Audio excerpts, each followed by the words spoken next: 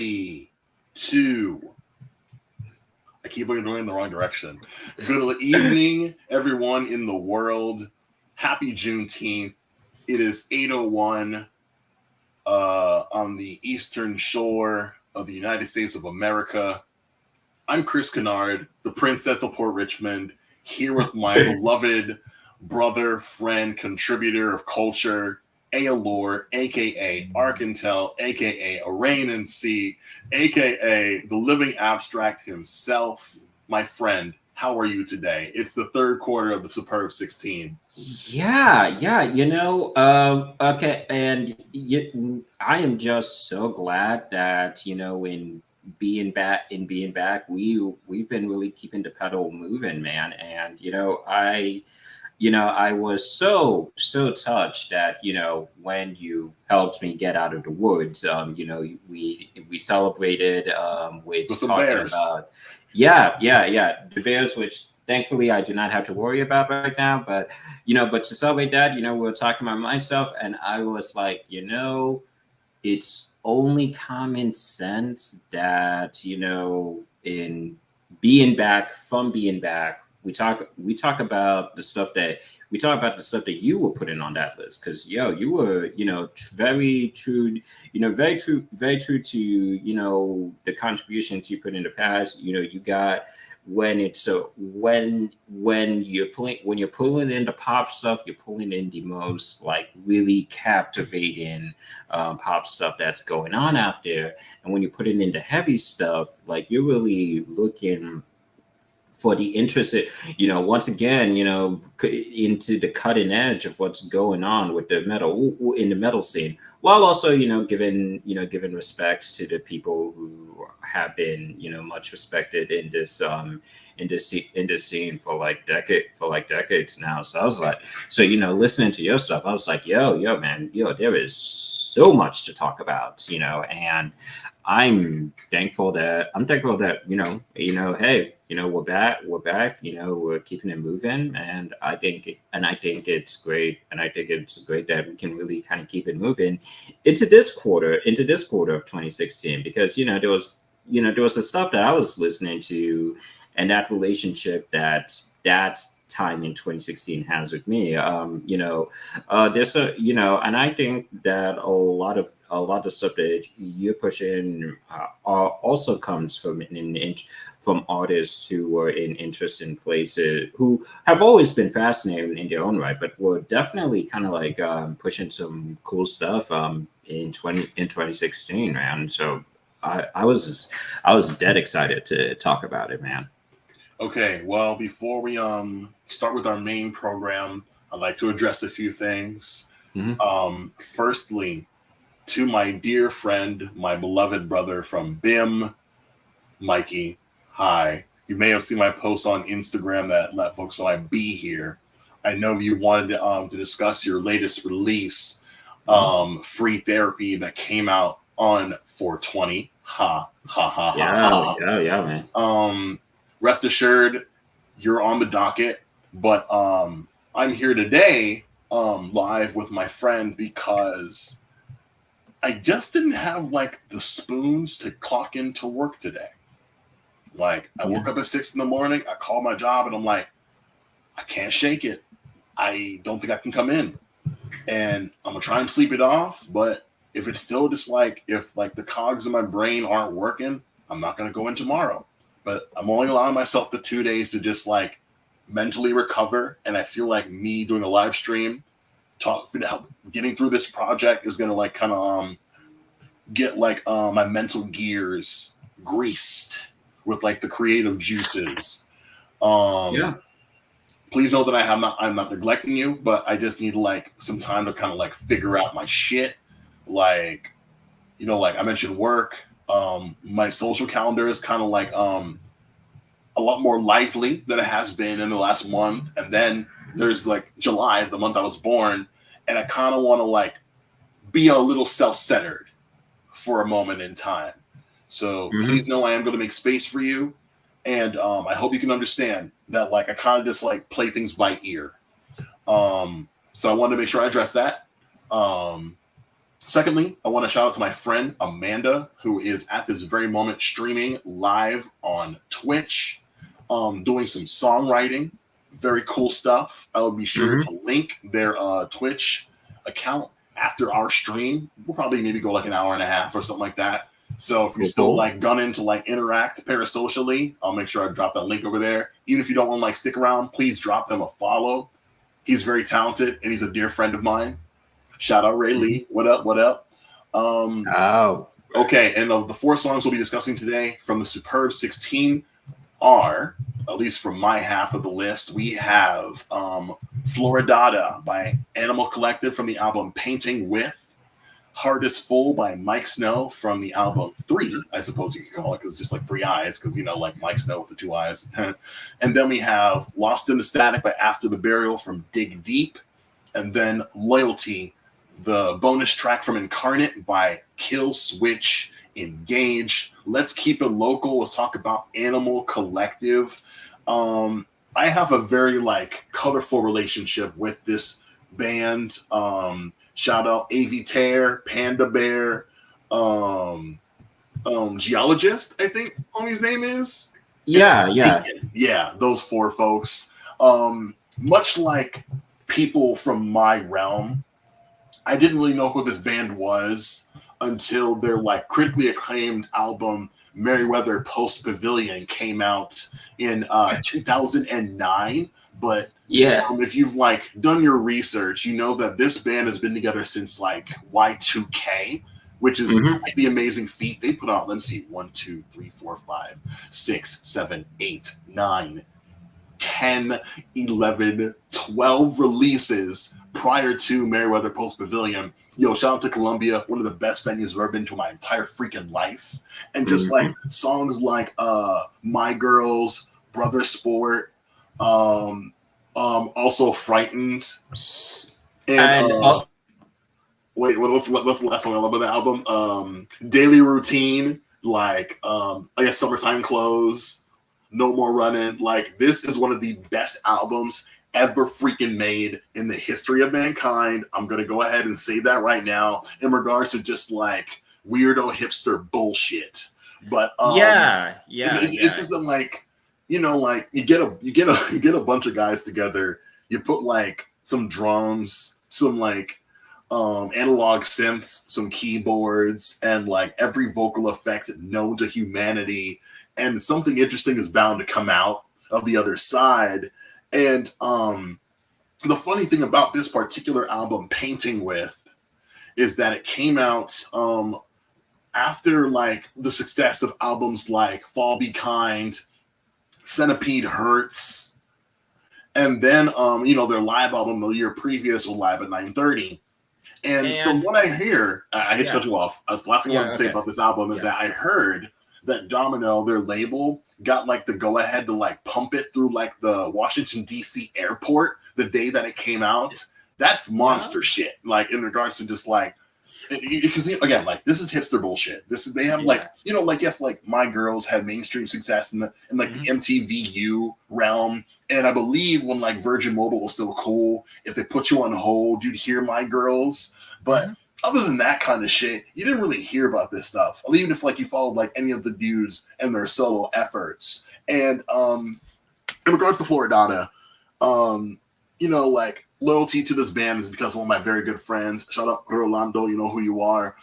And I found that like Floridata, like in regards to its like bouncy production, like that first like 30 seconds, I'm like, why hasn't there been anybody with like the moxie to just flip this into like a go-go breakdown? Because I feel like just the way those drums are just like rocking and weaving, it could be done. But I sent it to this one like go-go head on SoundCloud, and I'm like, do you think it could be done?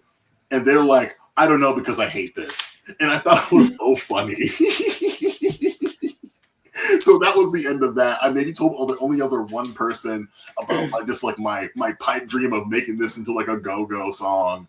But in like, because I understand how obnoxious it sounds on paper, but like, when you consider just the mere magnitude of the existence of Animal Collective, it's kind of their whole brand. It's just being as just like loud and just like out of control as possible. But that's just my take. Let's listen to a real hipster, Allure. Like, what is your colored his? What is like your relationship with Anko? And what did you like dig deeper into like the bowels of painting with when it came out like all those years ago?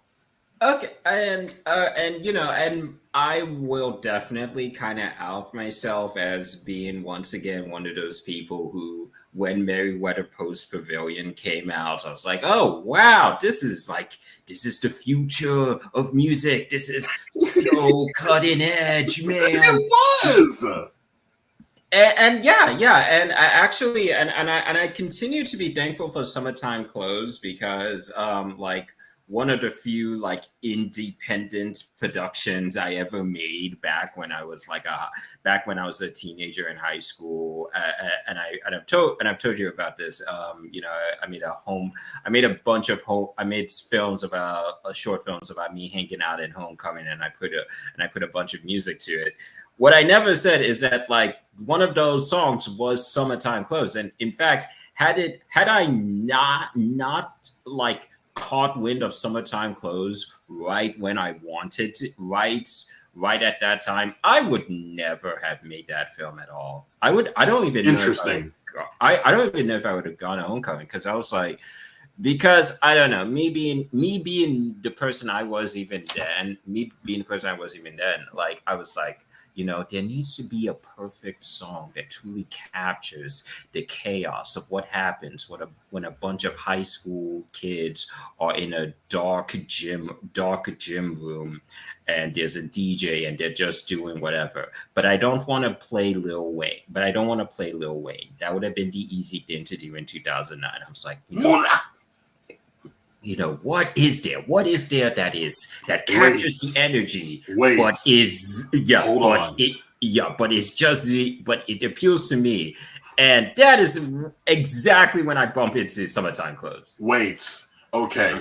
So one thing about Lil Wayne is that, you know, during like his just like bonkers mixtape run, you're liable to hear that man rap on like anything. And so, and you know, like hipsters, if there's one thing about hipsters, they love them some Wayne. You know, I would dare make the argument that like when like Wayne was at like his like creative lowest, it's like the strength of hipsters that keeps that shit going.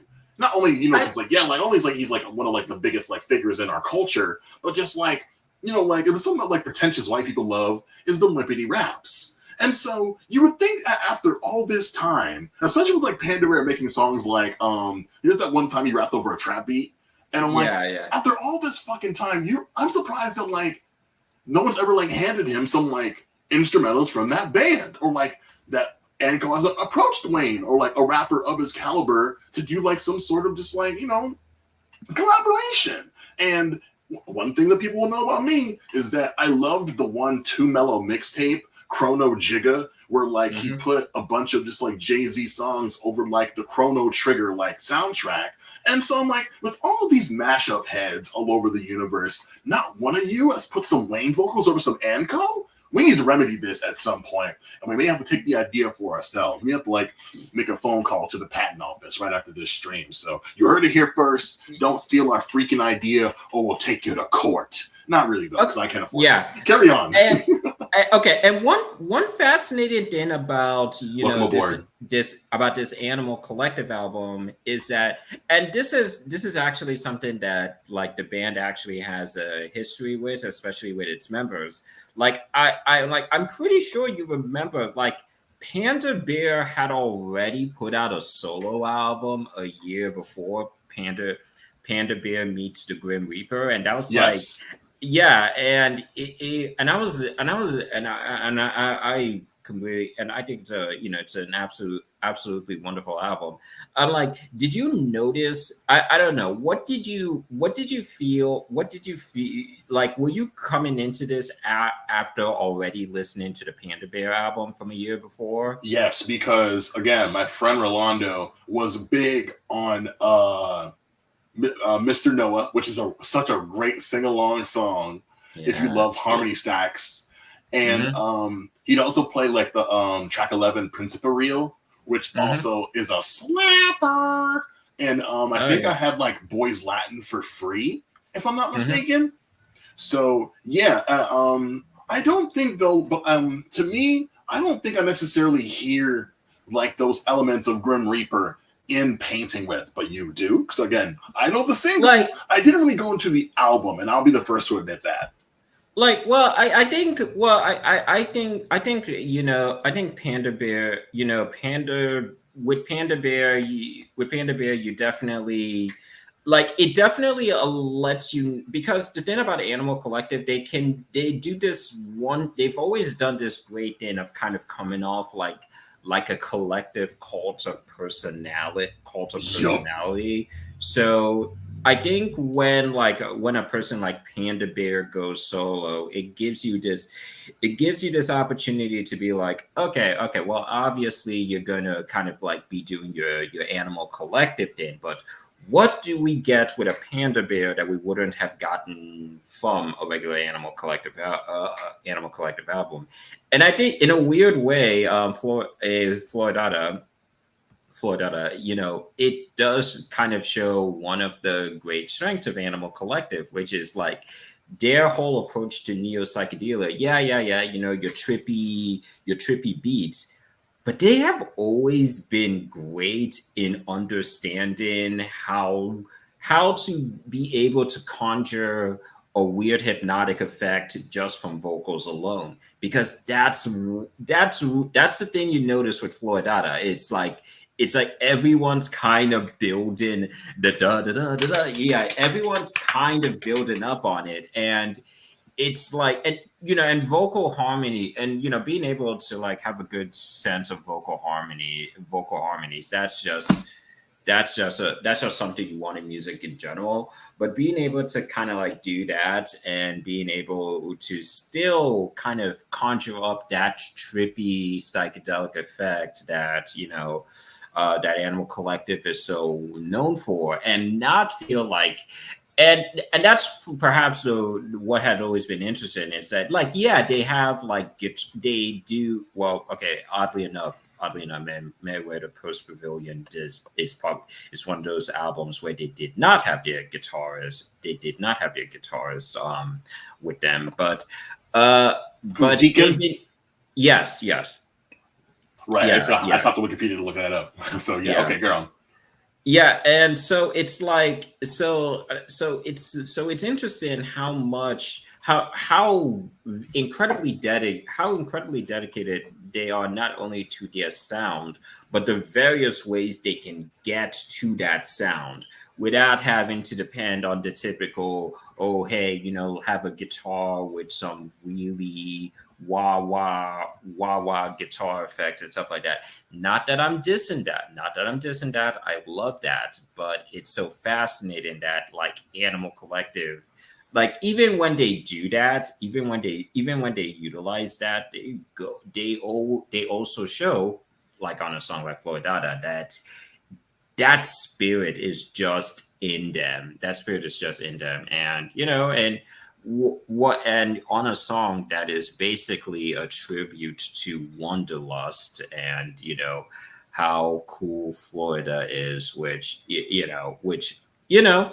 dear people I love from Florida. Hold on. Florida has some cool stuff. Wait. It's Juneteenth, so we're not going to sneak this Florida in any way, shape, or form. Florida is a beautiful state with a rich, beautiful culture that's both black and brown. All I have to say to that meatball: say gay or say goodnight. Shout out Scontu Network. Yeah, and thank you for doing that.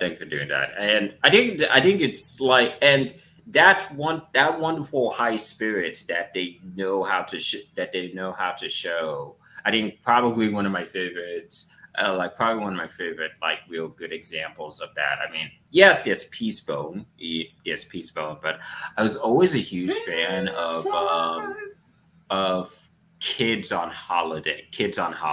I don't know that song. It's from their 2004 album. Sung Tongs? Yeah, that one. I do like that album. I do like the concept of that album. Yeah, I mean, granted, that was when they were still kind of in their More acoustic. Like, yeah, exactly.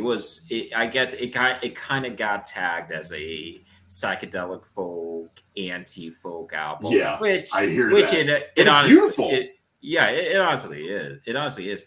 But even in that, the fact that they've always had this like really great quality of like, even once again, hey, we're going to be the far out psychedelic group, but it's always been on their own terms, and and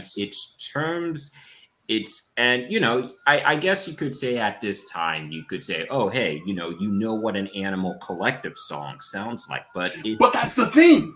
Yeah, you don't. You don't.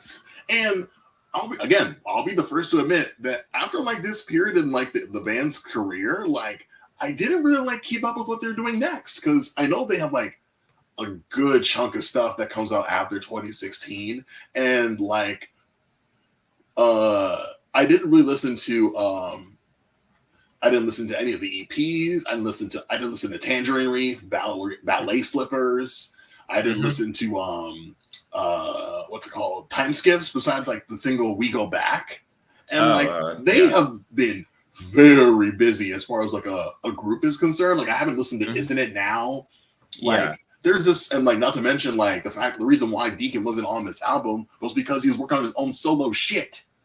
But but like I'll say this though, because like around like say like the Centipede Hurts era going forward to like the 2016 era, they really like honed in on, okay, yeah, we're wacky and cuckoo and fun, but like we're gonna like put out singles that like exist in the pop realm, because like with the earlier stuff, it's very much like we're really just like literally throwing paint at the wall, and we're gonna like provide it, and we're gonna sell it to you, and like if you don't like it, well, if anything, it's like even if you don't know what like the band sounds like, the kind of antics they're bound to get into, and like I'll never forget the day like I was on Hinge, and you can like leave a memo on your dating profile, and this person from New York like sang a portion of The Purple Bottle as like their memo, and I'm like, what on earth what are the odds that I would hear this and immediately know what it's from? Because that's one of my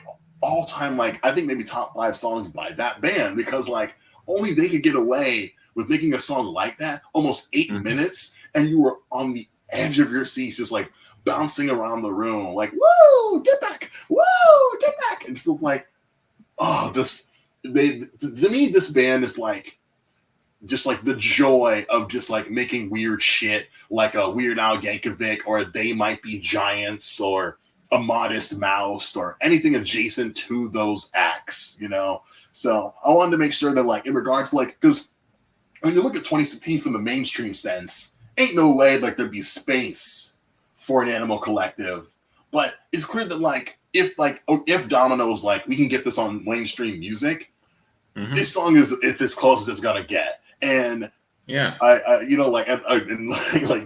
much like most top 40 shit, like there is gonna be an obnoxious chorus, and like I don't mean that in a derogative way in regards to like Floridata, because like people always shit on like the millennial whoop.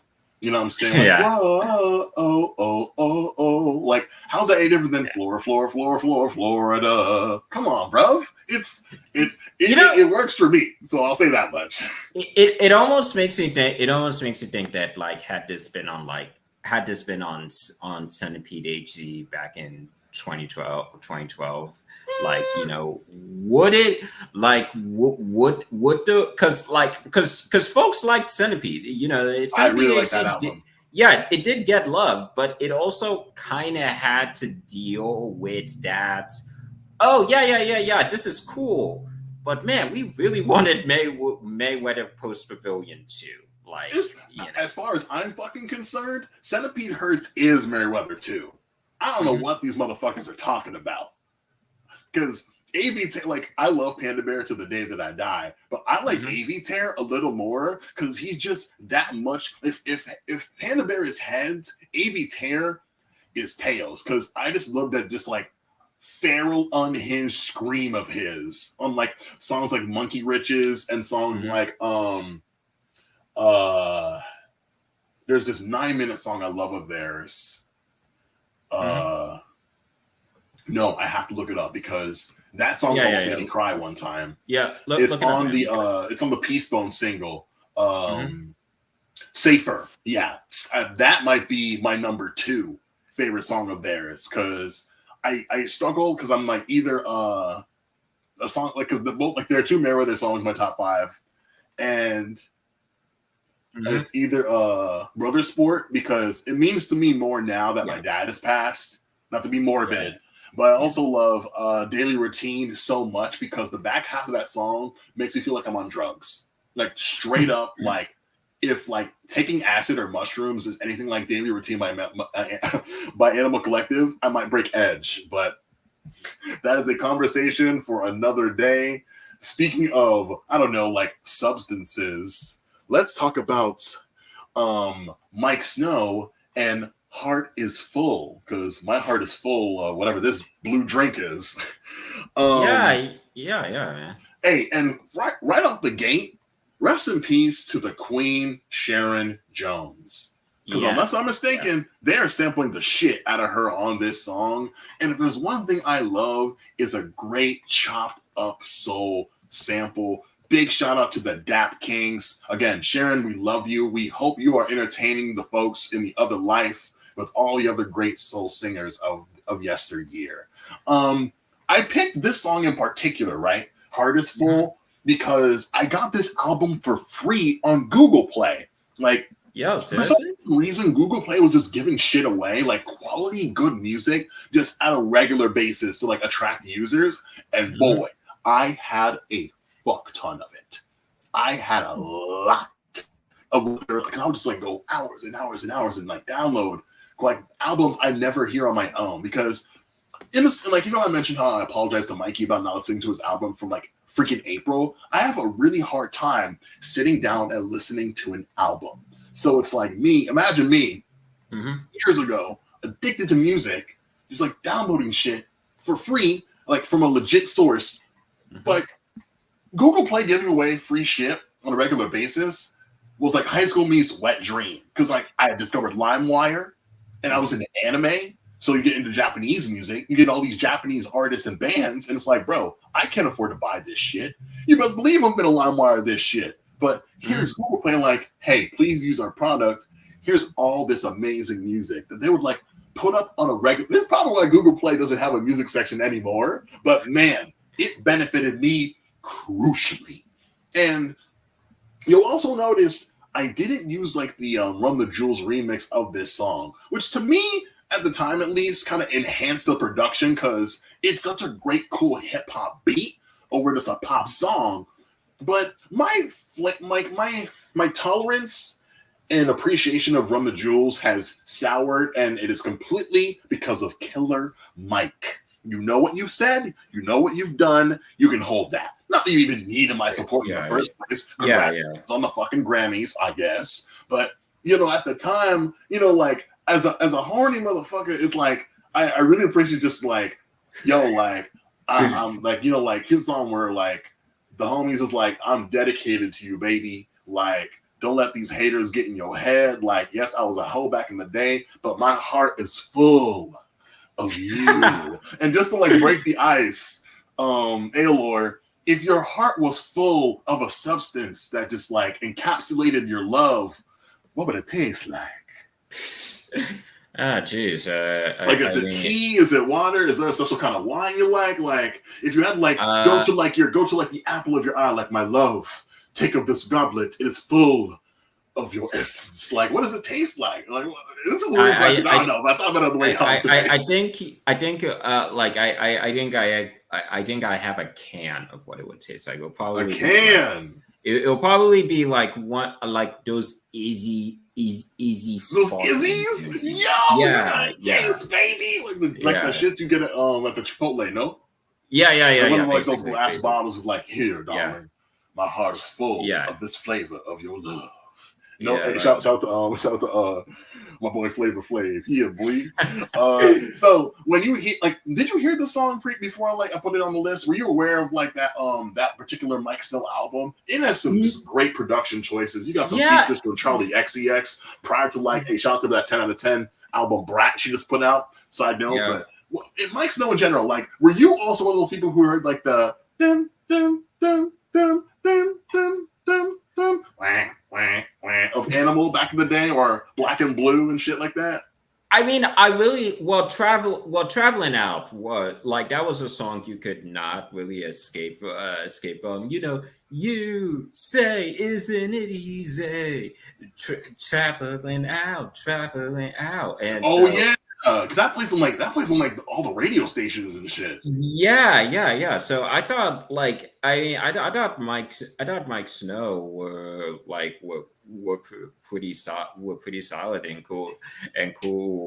So I mean, I will admit, I never really got as deep into them as I probably should have. But they were always a crew that, when I would, if I'd hear something about, I was like, oh yeah, they're pretty solid. And I'm glad. And yeah, I mean, picking up on the much hip hop influence of this song, which also includes samples from a Miss Molina Shaw. Damn, I got it wrong. I didn't know that. My bad. No. Easy mistake to make. And I guess I would have never had it not been Sharon Jones, I would have known who this was. And I'll be the first to admit that. Yeah, and also much love to the late Sharon Jones, and shout out to Dap Kings. Y'all were keeping the fort for soul, especially Stax influenced soul music alive in the late 2000s, when I know, Amy Winehouse, that co-sign with Amy Winehouse really helped, but y'all were keeping the fort alive.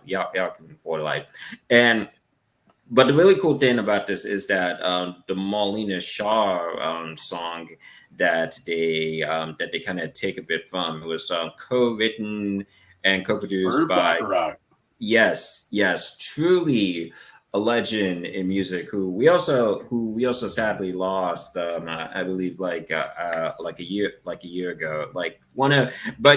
Last year. Yeah. 94. Holy shit. Yeah. And that man, and a legend, bro. Yeah, and when we think of the great 60s, the great 60s pop songs, there's a 6 to 7 out of 10 chance you're likely talking about a song that Burke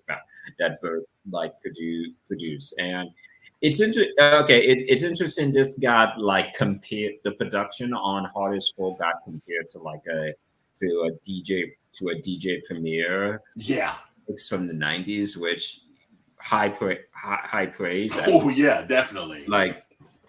And Premier has been keeping it consistent for decades. Recently put out, I think Premier recently put out a track with Snoop Dogg and DPG.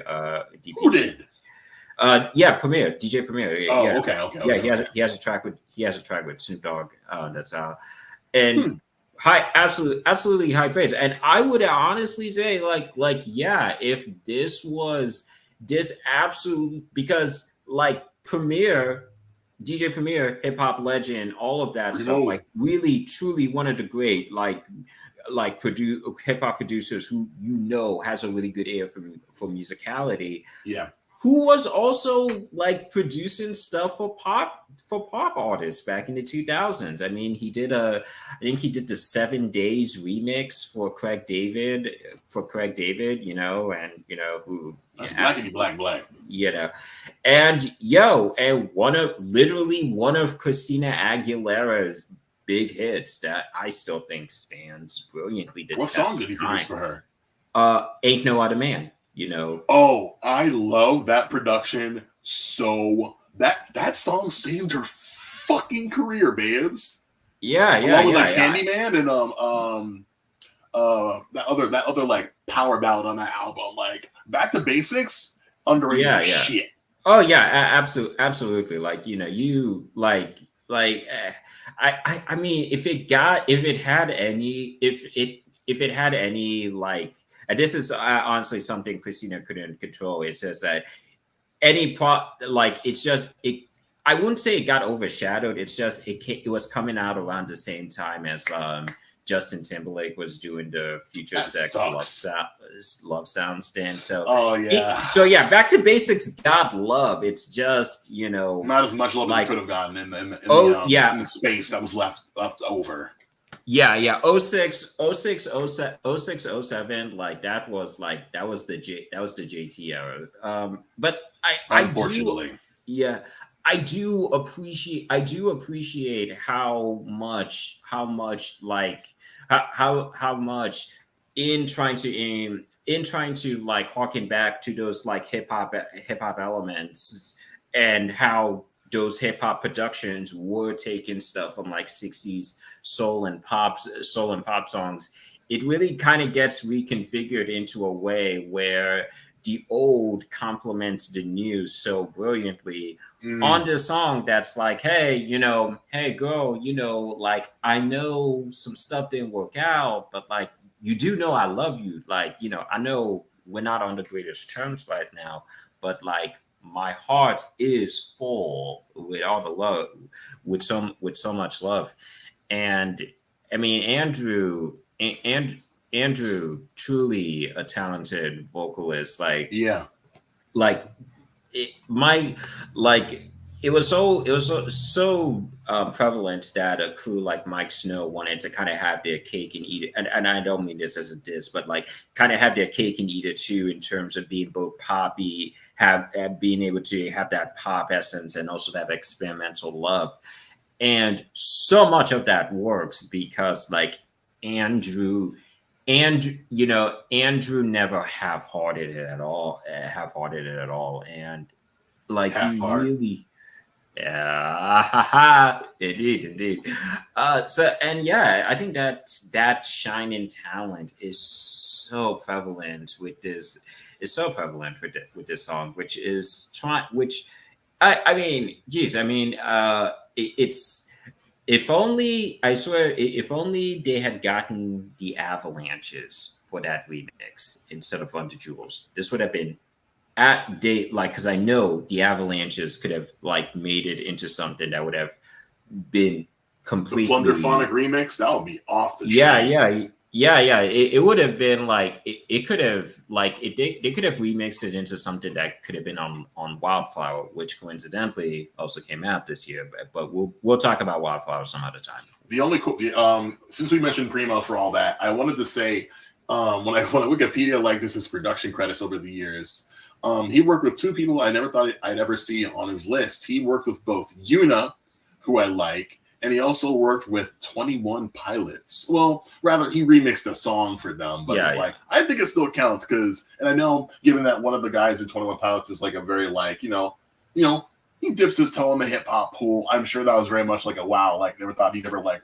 a Primo would ever remix any of my shit, and so that's cool, I guess. We'll just move on. Let's move on to the heavier shit. Let's start with I want to start with After the Burial. And I first want to say, speaking of just like, you know, sending it up to those who are no longer with us, I would like to say rest in peace to Justin Lowe. Sincerely, I hope that like wherever you are in the afterlife, you're watching over your friends in that band. They are quite underrated as far as I'm concerned. They've been together since 2004, and I recently re-listened to my stream with good old Los on our flagship episode where we discussed Gent, DJENT, you know, like the subgenre that like you'll often find like After the Burial like associated with if you were just saying like metalcore or like technical deathcore or whatever the hell you want to say. And like I mentioned how like the big four in like the gent like subgenre is highly debatable depending on like who's like the most popular and who like the fanboys are begging to hear more from. But again, like to be together since 2004 with a sound as consistent as ATB's, and like the I guess like the surge that like Lost in the Static gave them.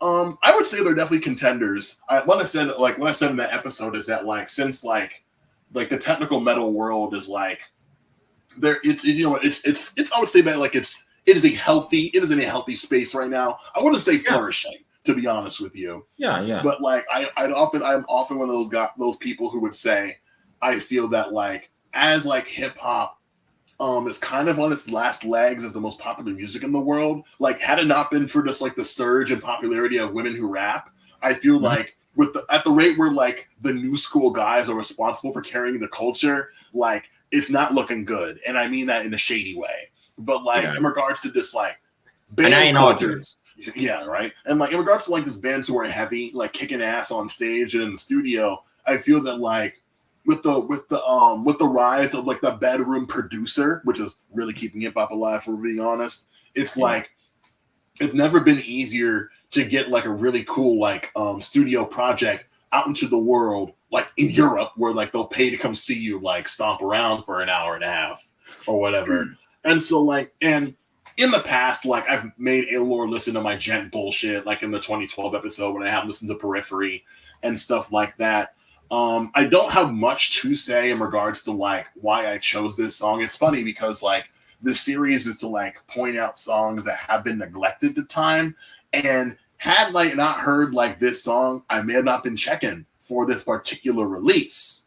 I would say that it's one of the big singles from this realm, but like I can't say the same for the actual album. I wanted to say actually that if you enjoy, like if you like listen to the songs prior to this stream or listen to the songs after we're done talking, if you really like, my personal recommendation in regards to like what ATV has done since that day, like 3 years later, they put out the album Evergreen, which is one of the few albums that like I've heard all the way through that I sincerely recommend if you want just that extreme, just kind of like overwhelming like sound, you know. Big shout out to the vocalist Trent, like just a real meaty vocalist, if you will, in regards to just like being able to get down into his register and like be up high with just like the fry stuff. Like you have to be this good to be in a band that sounds like this. And like everybody's different, obviously. And these days, like bands like Knocked Loose and their vocalists are kind of like just like setting the tone for where the genre is going to go, with just like their blending of like, you know, like unga bunga hardcore and just like technical post hardcore and things of that nature. But I feel that like unless I'm mistaken, Knocked Loose also dropped this year. But like that's really for just like the folks who are really in the pit on a consistent basis. And I didn't want to say necessarily pick a surface level joint from this subgenre, but just like a song that like I go back to quite often in regards to like, okay, I know I have 5 minutes to like get into that like mindset of like that brutal space. What's gonna like get me there without me having to like, I guess, like work for it. You know, sometimes it can, when you're into metal and things like that, it's easy to like, I guess, like lose your flavor for it. It's like, oh, like either like I'm gonna like listen to one song and be done with it, or it's like, oh, I want like an appetizer before I get to the entree of like a 20-song queue from like 15 different bands who do a similar kind of sound. So as a person who's not like usually like digging into like his metal wallet, how did you feel about Lost in the Static as far as the sound and how you felt about it? Well, like very true to what you often praise about the gent subgenre, which like has been able to kind of, which is this brilliant element of progressive and metalcore. I just like, if there's one, that consistency. I just love how there seems to be there. It's like they're always kind of trying to find this way of how can we find new rhythmic ways to showcase a very condensed aggressiveness? And I think it's the major highlight on this song in particular. I would particularly say are Trent, the guitarist, and Dan the drummer. Just the way I don't know. That is the thing with heavy metal, where other than the vocals, you're always looking. My bad, Anthony. I mistook you for the other fella. I apologize. Carry on. Yeah. You're always looking at like how well the guitars and the drums end up like complementing each other, because those are the elements that need to sell that aggressiveness. And it's amazing how much the way Dan comes in on the drums. It's just like it's like it is just so much. We are going to rock your senses, and we don't really need to try that hard, because we're so in tune on how to give you a lot for less, which has always kind of been the fascinating thing about Gent. It's like there are like tons of riffs, and they're the immaculate riffs that you expect from heavy metal. Like, it's always, to some extent, it's so, especially modern metal, it's always essentially kind of going to be the house that riff salad. Yeah. The house that Randy Rhoads and Eddie Van Halen built in terms well of said. So yeah, so those influence, much like any, like who isn't influenced by Van Halen, who isn't influenced by Black Sabbath and stuff like that. But I've always, and this is something that I notice more with progressive metal, and which is why thank you for all those times. Thank you for the times you've tried to get me aware of the Gent folks, because they have always embodied that. It's not even that it's trying to be minimalistic. It's just like creatively understanding how to bring that aggressiveness in a very precise, non-sloppy way, which I think when you look back on because I know metalheads love talking about the 80s the way hip hop heads love talking about the 90s, in terms of that is so true. In terms of what was coming out. And I think that's what was so great, in my opinion, about a lot of 80s acts. It's that they really knew how to find that bridge between being aggressive but also having a very good ear for melody. And that's definitely something I feel on this song. I mean, the guitar solo. Okay, the guitar solo. I mean, how often with Gent does it feel like it's trying to be evocative of other cultures, whether it be. I know exactly what you mean. Yeah. I know exactly what you mean when you say it. And oddly enough, I never gave this song a shot until there is this dancer who's doing this belly dance routine to this song, with her troupe.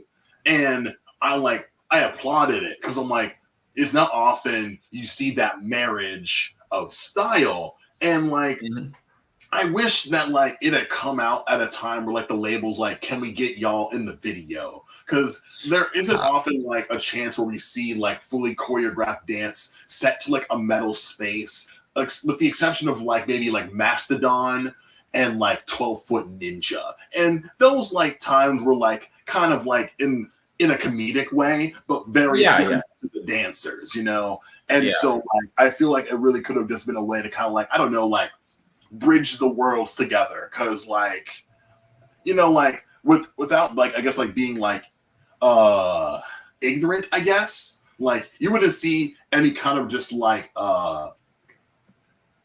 style like that until like the band Bloodywood became like popular.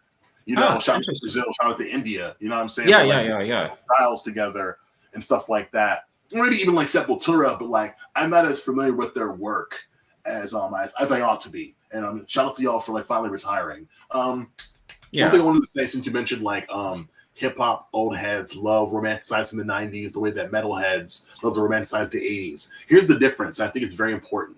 Like old school guys who poo-poo the new school who are in bands are not on the road right now. They are not in demand. They're not being asked to play these big festivals. The old heads that matter are still on the road to this day. Maybe not as heavily as they were in their youth, but it's like the younger folk who play this music. It's like, oh, we love these old school bands, and when we see them on the festival circuit, they show us love. They give us advice, and like the ones who like are very just like not concerned with like helping the new school bands, their like clout dries up and it kills the band.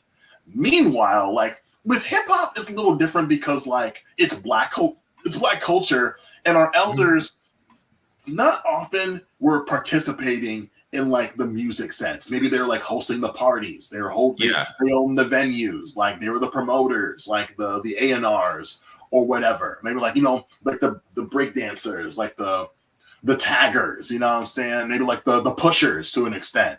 But like the interesting thing about hip hop, whether you like it or not, is that it doesn't matter if the old heads are happy or not with the new school. Like the power of the culture pushes the music forward, no matter who is like the artist of the moment. Yeah, Kendrick may be the one who wears the white hat right now. He may be the last rapper to ever wear the white hat. I don't think we're ever going to see another rapper who could be the next Kendrick. Personally, I think it's JID, Vince, or Denzel to this day. Or maybe even Red Veil, but like no more. I don't even think like a rapper like Danny or Peggy could like do what Kendrick has done, and that's fine. That's not the point. But like as opposed to a metal, it's like a group of bands kind of like dictates. Like you would even like maybe some folks would say that Bring Me the Horizon is like the Kendrick like version of like the band that wears the white hat. But like I noticed that as like I feel that their time may be over for good, but just like the effect they had on the scene overall put like the direction of the scene in the right direction. And who knows who like I guess like arise from the new school to just say, this is how shit's gonna go from now on. Otherwise, this shit can't happen anymore. And like Jen, you've got hardcore, you've got like grindcore, you got beat down, power violence. Like it's a conversation we can get into another time. Let's end it on. Oh, go on. You have something to say? Yeah, sorry. I think that, and maybe this is just because of the metal guys I hang around with. The interesting thing about like heavy metal now is that especially, you know, with the existing, you know, you very much have your traditionalist heavy metal bands, but then you have, you know, your baby metal. You have this lady, Scream Queen, I think her name is. Scene Queen. Yeah. Where Big it's fan. like, where it's like, I feel like heavy metal feels like it's like it has in this time. It kind of has this opportunity to be able. It's having this opportunity to kind of like exist in this kind of almost postmodern sense, because it's like obviously you could, I mean, not to say that pop metal never existed. I mean, once again, the 80s is that kind of golden age of that era, but it's like like I could never have imagined, like, even in the 2000s, like an act like Miss Scene Queen, who is so self-consciously, like, aware of, like, Yeah. what her presence as a woman what her presence as a woman, it kind of is. It will be, geez, man, I wish I could, would be like, Scrutinized. yeah, would be kind of notice that, like, you would give, like, a scene great, and she's just full on running with it. She's just full on running with it. I mean, I think she had a magazine shoot that was, like, very much an homage to that Britney Spears, Rolling Stones cover shoot from the late 90s, which, all the problematic things about that aside, it is kind of considered a more or less iconic thing. And nobody would have done that back in the 2000s. Nobody would have done that and been I so don't think so. Yeah. straight.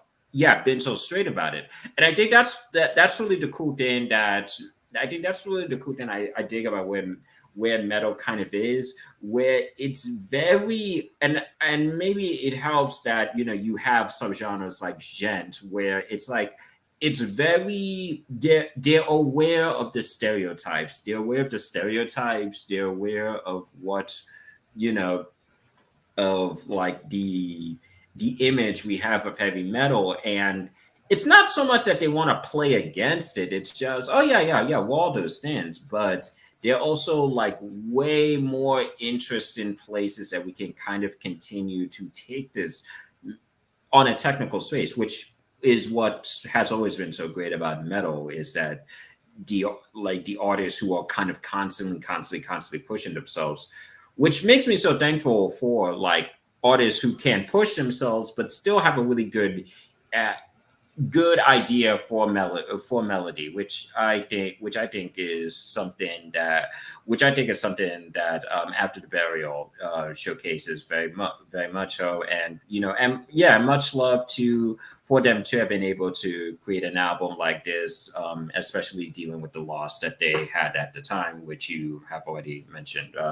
But yeah, but I think it definitely shows what is kind of interesting about where metal is right now. I don't know I don't know. I mean, I don't know if it's possible for metal to kind of be in that mainstream place it was in the 80s and 90s, but if it can happen again, it's because of, like, of this kind of, like, at times postmodern take that people in the gent scene are taking, or someone like a Scene Queen are taking. That's okay. Well, and I would mention Baby Metal again, but it's like, Now they're a stadium act, so yeah. it's very much like, yeah, everyone knows Baby Metal. Well, I wouldn't even say that. It's just that, and it's funny. Like I mentioned earlier, how, like, if you're like a bedroom project, if you have enough buzz online, Europe and, like, Asia will give you the support that you deserve. You're not going to find it in America, and if you are, it's going to be expensive. And it's funny, you mentioned, like, oh, where's metal going to go? I'll tell you one place it has to be. Metal has to be a space where the marginalized are safe. I mentioned earlier that, like, old school bands that poo-poo the new school are nowhere to be found. But even within the new school, there needs to be new rules. Like, metal ended up the way that it was because of the rules at the time. And, like, it's still finding a hard time adapting to, like, the new standard of living that we have, in the sense that, like, can bands tour long term and make money, travel safely, like, take care of themselves? And oftentimes the answer is no. You're gonna go in the red. Like, you might catch COVID, like, more times than not. You won't be eating well. You won't be sleeping well. You know what I'm saying?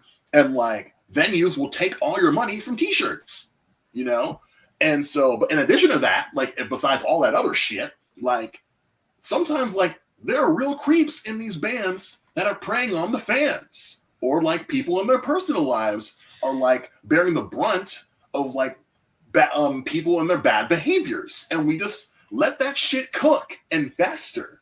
And Yeah, like yeah. metal is a very online genre. And we learned that firsthand if you were on Twitter recently when Download Festival occurred in the United Kingdom, and a good chunk of the bands who are a little more socially conscious than most said, whoa, why is this particular sponsor, I think Barclays, sponsoring this festival? Who are involved in like who are making money on like the Israeli genocide in regards to Palestine. And they're like, yo, if Barclays is getting a chunk of the money for this festival, we're not playing. Straight up. And a good chunk of like the bigger bands had to approach the festival like, this is a problem.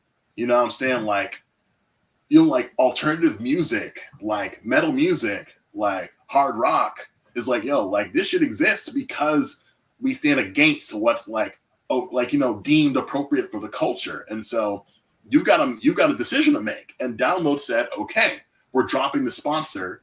Let the show can go on. And I think I was like, I reached out to like, I think maybe 2 acts myself, like, please consider not playing the gig.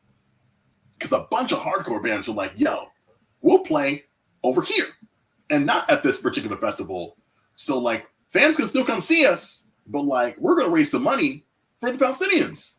And I'm like, It can literally be that simple in regards to like taking a stand in regards to like political stuff. Or like say, like when I mentioned how like people in bands have like do really unsavory shit, it's like we heard they're gone that day or like that week. Whereas some bigger bands, and I get on my soapbox about this shit all the time because it makes me so upset. We're like, they'll hear about a band's bad behavior, not say anything, and just like go on tour. Or like the lawyer won't say anything, or like the label won't say anything. And I think it's very important that like, because you know, like I don't know the people who make the music that I enjoy. They don't owe me anything. And because of that, I can just like quietly withdraw from these bands, block them, and keep it moving. But I'm like, oh, people that I care about listen to this music, or like people that I may meet listen to this music, and I want their conscience to be clean, and I want to make sure I'm keeping them safe because maybe those like people in the audience who are like, oh, that person did some bad shit. I also like doing that bad shit. I'm gonna go to the show and do some bad shit. And that's when like, you know, like we can have a conversation about gatekeepers. And like, I don't believe in the concept of like professionalism, but like, I do believe in like common courtesy. And it's like, I want to like be safe at the show. I want to make sure I'm keeping others safe at the show. I want to make sure if someone falls down in the pit, I'm gonna pick them up. I'm gonna make sure that like I'm picking somebody up carefully so they can crowd surf safely to like the front of the stage. And like, you know, like if I'm going to venues on a regular basis, like, oh, I know like the staff, I know like we're all on the same, like, oh, we're gonna like keep like folks who aren't like crowd killing without consent out of the pit, or like, oh, don't be a creep to like younger people or marginalized groups at the show. Like, we can do all of these things and still have a great time at the gig, rocking out, like, you know, like slam dancing, all that shit. We can do all of that, but some people are just like, I would say that a good chunk of folks in the scene are very much like, oh, that's not the reason why I got that. It wasn't like this when I got here. Who gives a fuck? It's not gonna the way that it was ain't gonna be here much longer. Just in general, just due to time, the way things progress, the way things change. So like we have to change with them. And if it's like not good for the music, it will disappear. It will evaporate. Don't get evaporated out here, folks. Is all I'm fucking trying to say. You know what I'm saying? Not to get long-winded about this shit, but like, you put the battery in my back, and I appreciate you doing so because like I know like people say some really fucked up things about Scene Queen, and she ain't new to this. She's true to this. She's wanted to do what she's doing right now for a very long time, and she's a little younger than we are. And so to see somebody like who got the chance to like execute their dreams and like continue to like just do the best that they can on a regular basis, we all should be doing that shit. And like more often than not, most bands can just kind of like coast on airs. And like as Bane said, let's not stand on ceremony, Mr. Wayne. Like, you know, like a lot of great shit just like falls into the ether, and that's where you and I are there to pick it up and like bring it back to the surface. Like, yo, those jerks may be doing that fuck shit, but like, meanwhile, this band broke up with one album and no one hears it. Here, listen to it. It's great. And yeah, I picked bands that like are relatively like known, like Burial and like Killswitch, which we're gonna get to next, I promise. It's just that like when I think about metal, I want to be more responsible. You know what I'm saying? And again, I don't say the poo-poo hip hop. It's just that like hip hop is like it's bigger and broader. Yes, there's like a metal galaxy, but like the hip hop universe, that's multiple galaxies.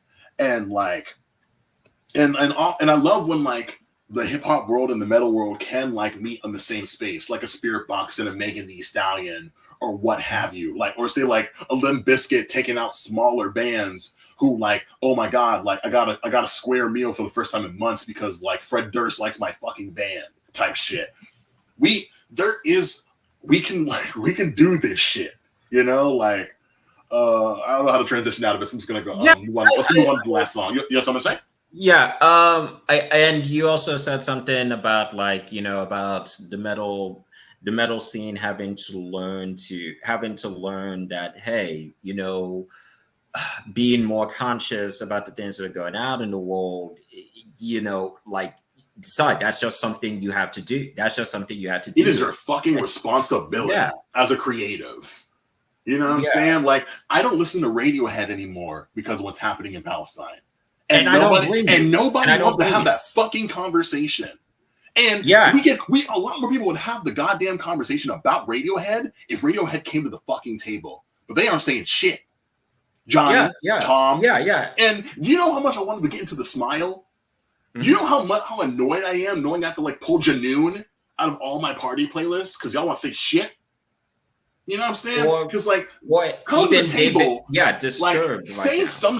Oh my God, I don't even want to talk about Disturbed, honestly, because David Draymond's been on that type of time even prior to this particular like about other shit that I haven't verified and gone into, but like it's clear that like he is like it's clear that a conversation can't happen with a David Draymond, but like Radiohead means so much more to a lot of people, and like we take the piss out of Radiohead for being like the hipster band, but bruv. You had an opportunity to like speak out on shit in 2018 and didn't do it. And I am extremely disappointed in you. Because there was a time when like I listened to like True Love Waits every day because of just what it meant to me emotionally. But no more, bro. Like it's and like I remember like I was doing a stream one morning with like an artist I follow on DIY Twitter. And I'm getting homie into some shit, and I'm like, I can't even like recommend do this stuff because of what's going on right now. Like, I would be a bad like elder of the scene if I did this, and I admitted such on the stream. And this is me trying to come off my soapbox. I'm not. Who am I? I'm just some fucking schmuck. But it's because I care about like the work that you've done and how can like, cause like you know, as big as Radiohead is, most motherfuckers don't know who the fuck they are, but they have such sway over like their community. Like Radiohead like spoke up. No, I'm not gonna get into what ifs because that's I think disrespectful to the dead.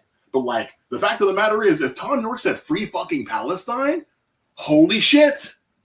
Like a lot of things like tonight, it's like at 10 o'clock he's like, I've made a lot of fucking mistakes, but like no more. I have something to say about, I don't know, fucking Sudan or like Congo or like Haiti, Hawaii, fucking pick, you know what I'm saying? We can go to fucking rescue.org right now and learn about all the goddamn nations being just like besought by imperialism and capitalism. If he said one tweet, it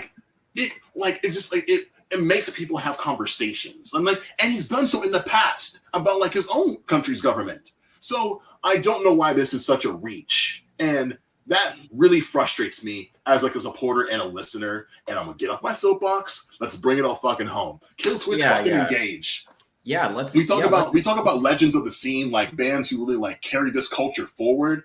Motherfucking Killswitch Engage. Do you know what my like how blown my mind was seeing Howard Jones like scream on like My Curse by Killswitch Engage, like listening to my sister, my best friend since I was 2, play Guitar Hero 3. Like this band is very just like foundational to me. right?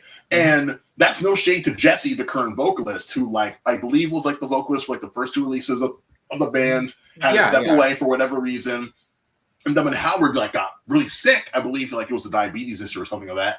Like he stepped back into the band, like I'm here, let's keep this shit moving, and like and in a way that I wish more bands would do, because like oftentimes like a singer will leave a band, there's animosity and like beef between like the members. But soon after Jesse rejoined Killswitch, like years down the line, Howard would reappear at Killswitch shows, like doing guest vocals and just like showing just like the unity and I believe like the year after this, they put out the album like Atonement and put out a single called The Signal Fire featuring Howard.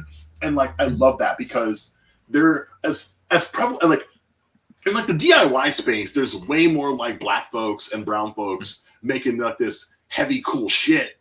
Shout out to Pulses from Virginia and Hugh from DC and various other shout out to Noble Twins from the UK and shit like that. But it's like to see Howard was like the first one for me. I didn't get into like I didn't get to bands like God Forbid or like Sepultura or I don't know, like Death from prior to like the big death metal band Death, like with the Black Brothers in it and shit like that. Seven Dust and things like that. Howard was my first, and so he means a lot to me. And so like to still listen to Killswitch now, even when Jesse at the helm, you're getting some quality, well-made shit. Shout out to Adam D, one of like the funniest motherfuckers in the genre. Like still, like you know why I like Lupe Fiasco? When I got into Lupe Fiasco, he's one of the only rappers who wore like his regular person glasses. Like he looked like a geek, and I'm like, I'm a geek. As a black geek, I love Lupe. And Adam D just wears like those small like accountant ass glasses, and he has like these legendary mutton chops. And there's like a viral clip of him playing a gig. And like he leaves the stage, still playing his guitar, going to like the bar to get a beer, and walking back onto like the stage to finish the set. A real funny guy, like a great producer, like produced albums for Times of Grace and Under Oath and things of that nature. Stupendous like backing vocalist, both with the screams and the singing. I chose Loyalty because again, in regards to like this free shit that I've acquired over the years, HBO put out 2 mixtapes for Game of Thrones called Catch the Throne. And the second volume included Killswitch Engage. Those like the lineup for those 2 mixtapes was so cool. And I wish more brands would do that. But you know how it goes. Like the paying for music from interesting artists is very expensive, and the labels are responsible because clearly the artists aren't getting a chunk of the money that the corporations are spending to like license that shit. So boom, cool. I get a great new song from Killswitch Engage called Loyalty, a song I think is about like Game of Thrones. And I didn't follow that show too often because there's just far too much incest and sexual assault on that show. But like, shout out George Orwell, I guess. But you know, like, okay, cool. Like, I don't watch the show, but like, you get like a cool clip of like the show in each song, and like, I get a great new song from a band that I like. And so years go by, and it's like the bonus track to the album Incarnate. And you know, like, I wanted to like use this list as a way to like, oh, these are songs that I like that I know came from this period that I may or may not have heard that year, but like, it's cool that like at the time of my life, this was made, this occurred. And so we mentioned like, you know, like gent bands who don't have singers have to find the melody with like the lead guitar. But more often than not, like, and I'm so impressed by vocalists who have to handle like the harsh vocals and the clean vocal duties. Cause I'm somewhat of a vocalist myself, if I use my Green Goblin voice. And so like to like, you know, like I was in musicals a few times in my life. I was in chamber singers. I like sang at church, and I'm a talkative person. And so to know like you have to maintain that quality of like of performance on a regular basis every year. Like I can't imagine just like the labor that you have to do, like just like the lifting you have to use with your voice on a consistent basis. And I've seen some live footage of like Killswitch recently. That Jesse Leach is a beast. You know what I'm saying? And Like I hear it in the song, man. Yeah, and what I appreciate about like Jesse is that, you know, with a band, if you have a band that has two iconic vocalists, sometimes the guy after like the previous guy won't sing songs from that previous guy's era. But no, like one of some of the biggest Killswitch songs are Howard songs, and he will sing them, even though they're clearly two different vocalists. Like Howard Jones is more of like, I believe, comes from more of an operatic background. Yeah. We're just like, fuck it. The band, like the fans want to hear like the Howard songs. I'm finna sing them. And like he can do so in his own way. And I really fucking respect that. So I'm gonna stop talking. Lord, please tell us what you think about Loyalty by Killswitch Engage. Yeah, I mean, this was definitely my experience with Killswitch Engage, because I've been aware of them like back in my high school days, you know, as Daylight Dies definitely had like a huge effect on like the people, you know, like the people I would hang around with in high school. And you know, my brother was, you know, a bit of a metalhead back then, so obviously I was a skater boy. Yeah, and obviously, you know, I was hearing their version of Holy Diver. Like, it's so good, and the video's so funny. Yeah. So if you know what I mean. So like it had already kind of been established to me that like, yo, like, you know, in terms of like the modern metal bands, like Killswitch is where it's at, and I could definitely notice, and you know, and obviously, you know, even then, I was conscious about being a black guy who into metal, so I was trying even then I was trying so hard to be like, okay, like. And this wasn't, and you know, like there are the assumptions about the metal community, some which they, you know, don't do the best job of, you know, of countering. So of course, you know, like, oh wow, yo, a crew, like a heavy metal crew, and like they got a brother singing, it's like, yo, that's where it's at, you know.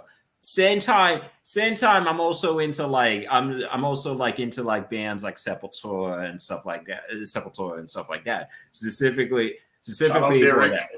You know, so like Killswitch, like even though like I wasn't that deep in the trenches, they always had love for me. And you know, unfortunately, with Howard having to leave for health reasons, so thankful that, you know, not he's only okay. You know, he's currently healthy, doing what he's got to do. It's nothing but love between, you know, him and Killswitch, because yeah, as you said, it is like I am familiar enough with metal bands to know like how much it can be drama with any member leaving, especially when it's a vocalist. I mean, you learn about that Van Halen stuff at a young age, and how, like, you know, oh yikes, man, yeah, you know, and like, yeah, you were saying about like how, like, you know, when a vocalist leaves, you know, good luck getting that new vocalist sing the old stuff. I'm like, you know, name me hey guys, name me 5 like Rot era Van Halen songs that Hagar made a live staple during his tenure. Exactly. You know, but you know, it's not. This is not a diss. This is not a diss on Hagar or Rot. You know, I love. Yeah. I can't drive 55. That shit is actually gas. Yeah. No. Like both of your eras,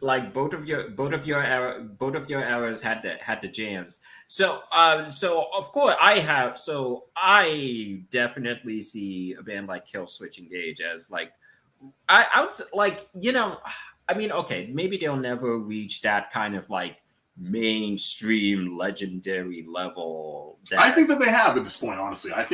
I would think that Killswitch at this point in their career, they are just like, they're like veterans at this point. Yeah.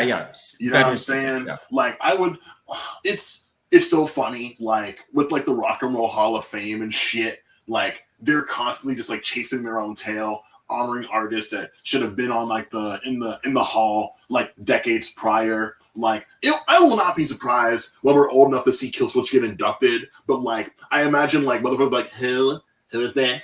And I'm like you ain't. They're not like us. Bye. You know what I'm saying? Yeah, and let me just diss the Rock and Roll Hall of Fame right now. Do that. To say that and this is a particular band that are considered pretty a bit influential in the creation of metal, but I just want to make it clear that one of the most legendary bands that I have been a fan of since I was a teenager, MC5, a band that put out 3 legendary. They should have been there for eons. And it pisses me off that now every member of that crew is sadly no longer with us, because it's like, that's disrespectful, bro. Yo, and you wanna know, because I've been following Rock and Roll Hall of Fame, to some extent. I remember in 2007 when I don't know if I mentioned this, when Patti Smith got inducted, and I remembered it, and I remember this because Zach De La Rocha, who did not attend the induction of his own band, mm-hmm. he was there to induct her to the Rock and Roll Hall of Fame. I remember her speech because Patti Smith was married to the late great Fred Sonic Smith, and it was kind of a joke that she married Fred, who was a guitarist for MC5. And it was kind of a joke that she only married him so she wouldn't have to change her name, which that's cute. Yeah. But in her speech, she was talking about like how like very like maybe like a year or something before like Fred had passed away, because I believe he passed away in like 96. They were talking in the kitchen. He was like, hey. He was like, hey, you're gonna get like inducted to the Rock and Roll Hall of Fame, and you know that, like, and you're gonna deserve it, but I'm also gonna deserve it.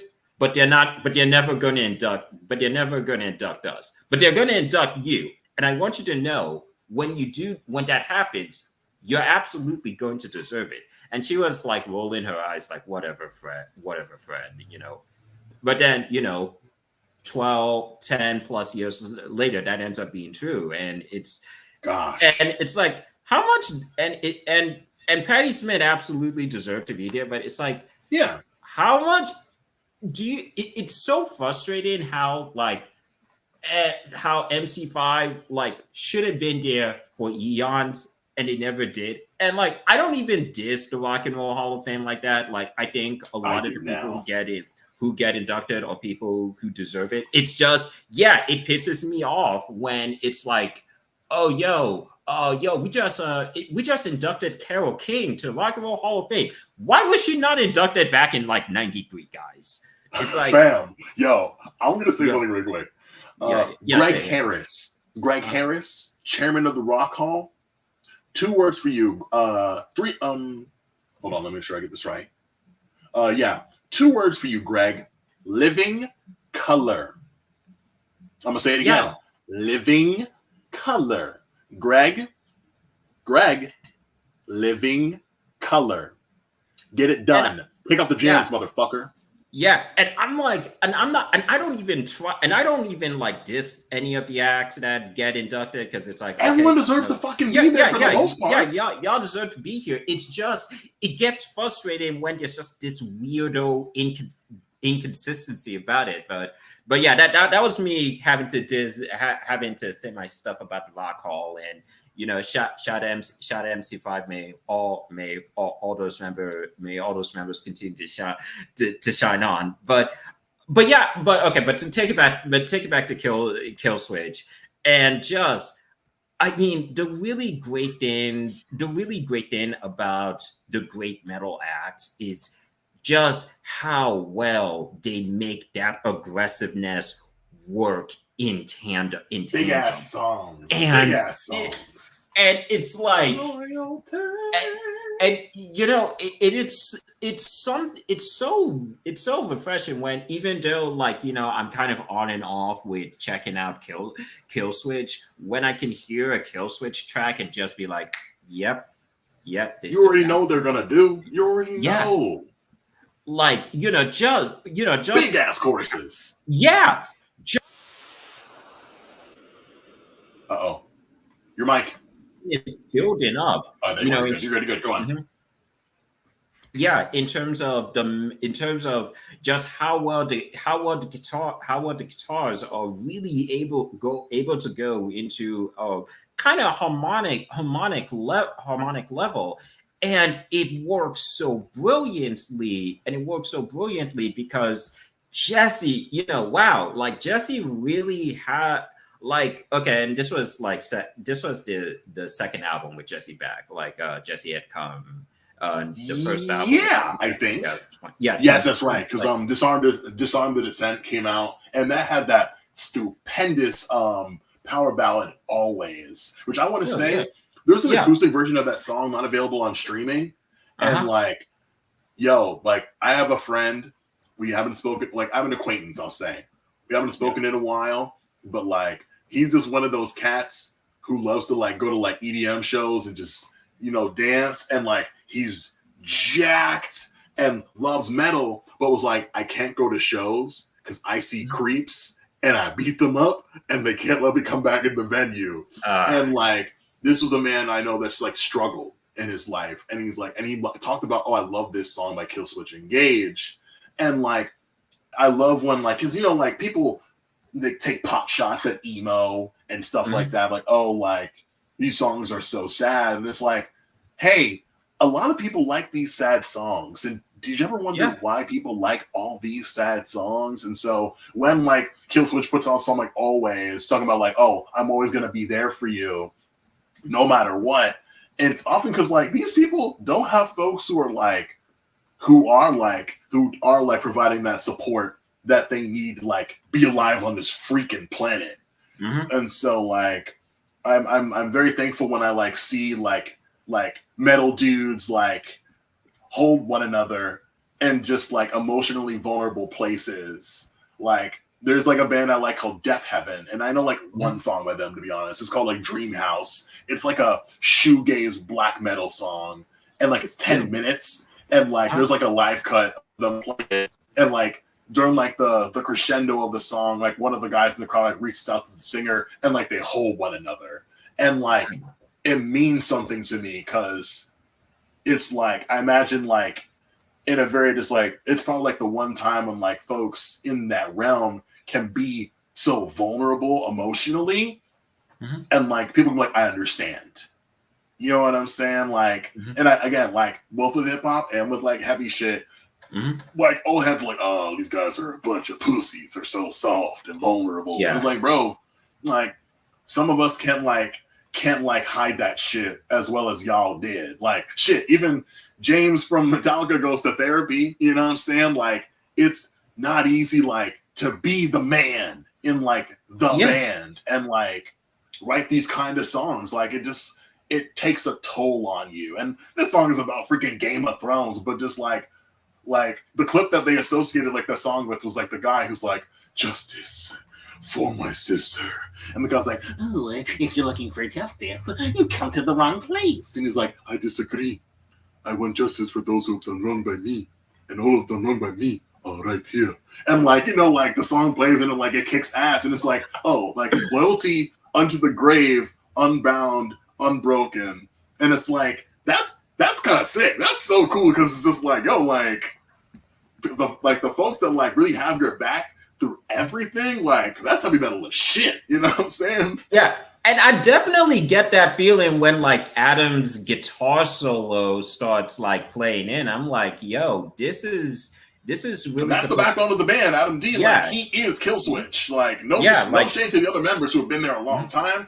But I think Killswitch, I think Adam D. You know what I'm saying? Like he really is just like the core of why the band is so good even now. And so like I love the opportunity of hearing him sing or do any like backup screams because he's just so so talented, and I love what he does. You know what I'm saying? I want to give him his flowers. You know what I mean? Oh yeah, and absolutely, and it because like it really, I really do feel like it's the guitars that really do kind of guide Jesse as he's like very much trying to push soaring into the heavens. Yeah, and it's great because it's like they're and I don't know, and then it's like they're metal songs where it's like you can feel the guitars and the vocals being in clash with each other, and then they're the ones where you definitely feel them like guiding one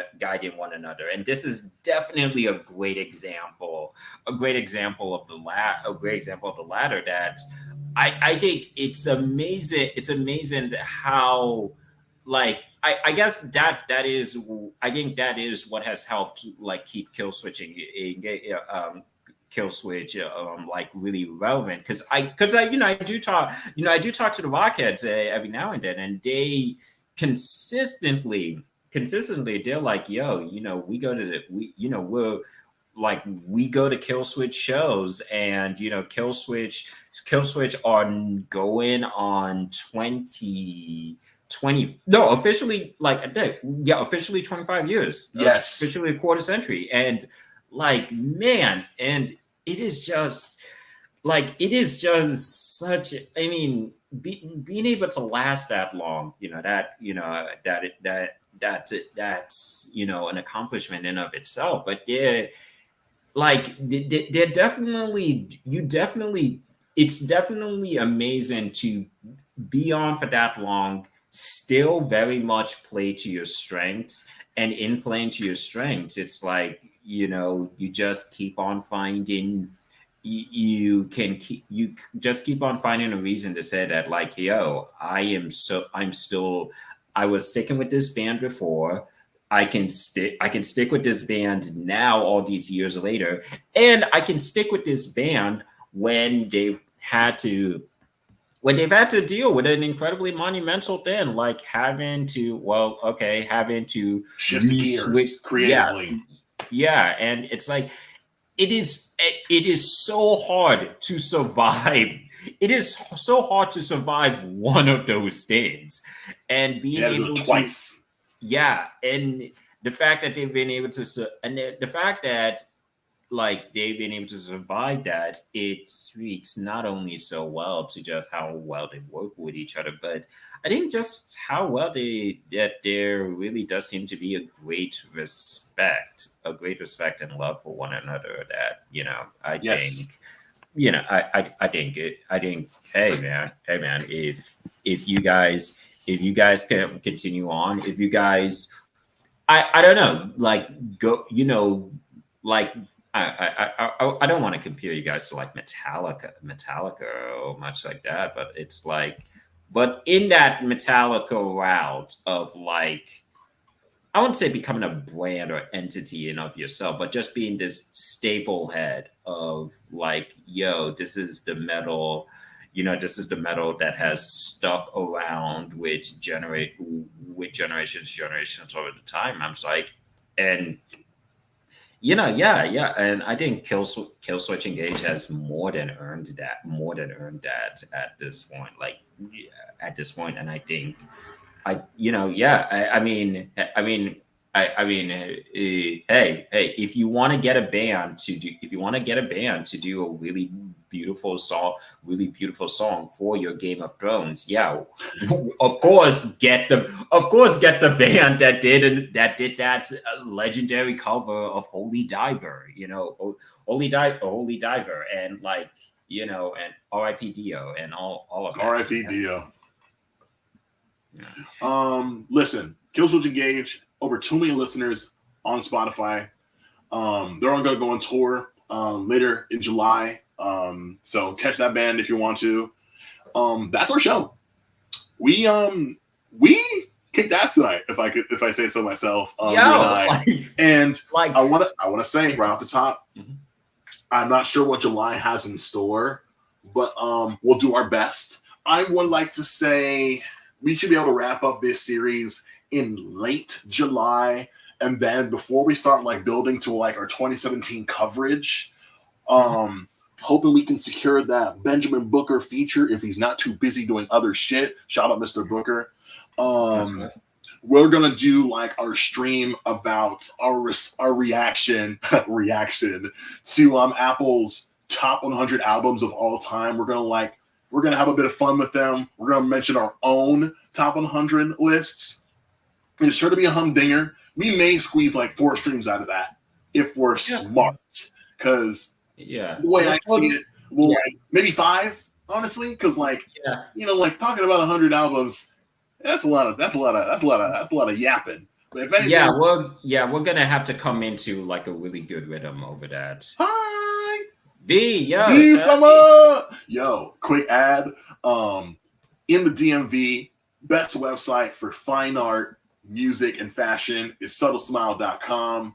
I'll be sure to drop a linky link in the comments when we finish up here today. Let's get these calls to action out of the way. It's almost 10 o'clock, and I should probably have dinner in an hour or so. As per usual, it's Juneteenth. If there's a Black person in your life that you love, give them a call. Shoot them a text, an email. Send them some money. And if you can't do that, it's cool. Just like educate yourself on the history of like the holiday. You can find a link in the description. If you have it in your heart to give us under the rent of that money, please know this is where it's going. In my hand is a thank you letter to Alor with $50 in it. The reason why there's cold hard cash in here is because PayPal and Venmo hate my guts. Just keeping it a bean. Oh shit! It's a manual rain. Oh my god! Dropping a link to the Amanda Lee Twitch stream in like maybe like 2 minutes. Thank you so much. Bless you. Thank you, V.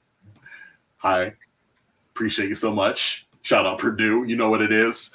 But yeah, in the mail tomorrow.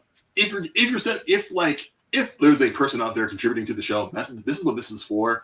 I need my dog Alor in the film industry. He's got the degree. Now he needs the experience. Tyler Perry, where you at?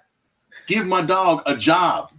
You know what I'm saying? I'm trying to be in this motherfucker's movies. Alor, that is. Give my dog a job. Damn. I need this man too busy to work with me. And speaking of give my dog a job, Alor put out his first ever video essay about Marty. So I will drop a link to that in the comments after that. Okay, enough fucking around. For real. When you get up from this stream, you're going to probably go pee. I don't know, floss, put on some makeup. I don't know, whatever the fuck you do in the bathroom. And you're going to look yourself dead in the eye. And you're going to say, I love you to yourself. And if you cannot do that, trust me, I understand. But please know that I, Chris Kennard, and Alor, we love you in the most platonic and supportive way possible. We know that hate is easy and that love is hard, but love is more worth it. Hate will get you killed.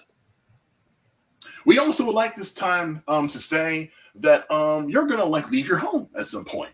So when you do, wear a mask over your nose and under your mouth. If you're gonna wear it under your nose, you might as well not wear that shit. Go KN95s. KN95s, MN95s. Like, they're not that hard to get. Unfortunately, I get them through Amazon, but they send me 60. So what are you going to do? 3Ms. Go grab one. Protect yourself. Protect your kids. Protect your parents. Protect your loved ones. Protect your strangers. You owe nothing to the world at large except your love. So, do that for me if you can. If you care. If you don't, so be it. It's your life. Do whatever you want. Last thing, most important thing, like we mentioned a few times during the stream, a lot of fucked up shit is happening in the world outside. And you can learn more about that fucked up shit on rescue.org. But if you're not going to do that, please know that this show, Mide, we stand with the peoples of these nations: Yemen, the Democratic Republic of the Congo, Ethiopia, Niger, Somalia, Mali, Myanmar, Burkina Faso, Darfur, South Sudan, Ghana, Hawaii, Puerto Rico, and Palestine. Power to the people, death to capitalism, death to imperialism. That's our show. Thanks for hanging out. Alor, say goodbye to the people. Goodbye. And thank you guys for being here. Thank you guys for being here. And yeah, this is, I mean, once again, being back for the second time, like, wow, We're cooking right now. hey, we are, yeah, we're on it. And I, and like, and I, and like, and look, and while I'm not gonna act as if I do not appreciate the financial help that this wonderful man is giving me. But like, Listen, dog, they laid off my dog when he got his degree, and I'm pissed. Give my dog a job. Damn. Yeah, but I will keep it real. It's great. It's just great to be back. It's great to be interacting. We interacted not only with this great man, but to keeping you guys on to know about, like, the music, what's going on in the music, and what's going on in the world. And I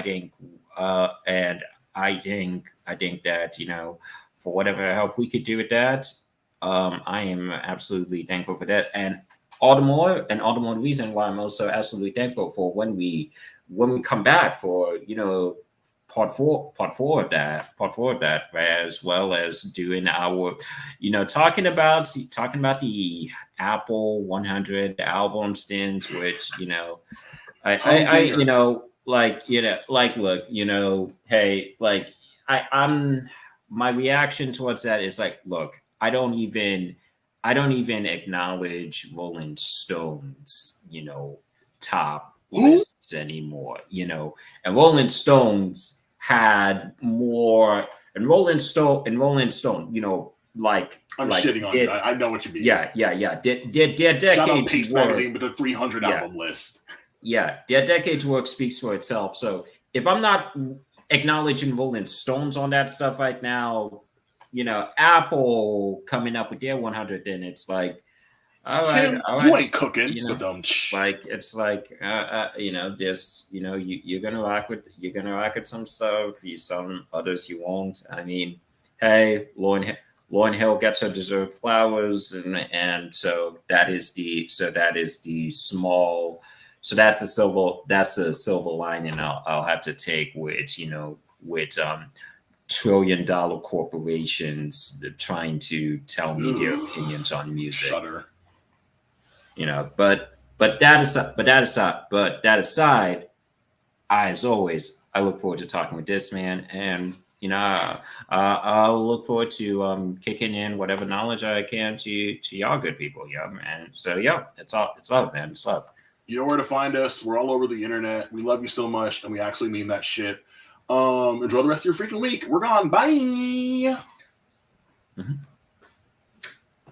End stream. Mm-hmm.